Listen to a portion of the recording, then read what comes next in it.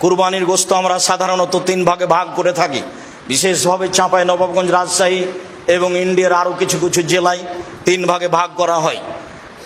2 ভাগ নিয়ে আসা হয়, 1 ভাগ বিকালে মাথা পিছু ভাগ করে নেওয়া হয় গ্রামবাসী মিলে। আসলে এই পদ্ধতি হারাম না হলেও তা পছন্দনীয় নয়। আবার কোনো কোনো এলাকায় মানুষ হারে কিছু দিয়ে দেওয়া হয় আর সব নিয়ে চলে আসা হয়, এটাও ঠিক নয়। হ্যাঁ, 3টার পদ্ধতির মর্মে কোনো হাদিস সহি নেই। যে হাদিস এসেছে যে 3 ভাগের 1 ভাগ নিজে খাবে, 3 ভাগের 1 ভাগ গরিব প্রতিবেশীকে দিবে, আর 3 ভাগের 1 ভাগ ফকিরকে দিবে যারা ভিক্ষে চায়, মর্মে হাদিসটি মানুষের বানানো নিতান্তই জয়ীফ। কাজে এই হাদিসকে দলিল সামনে রেখে কুরবানির গোশত 3 ভাগে ভাগ করতে হবে এ কথা নয়।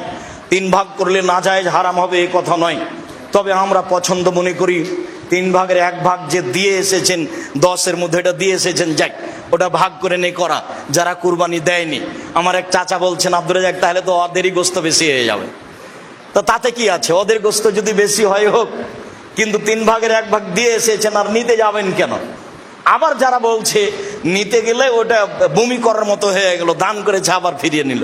কুরবানির গোশত অত ছোট জিনিস নয়, খুব দামি গোশত, খুব সম্মানী। দিয়ে এসেছে আবার নিতে গেলে সেটা ওই বমন হয়ে গেল, এ কথা বলা যাবে না।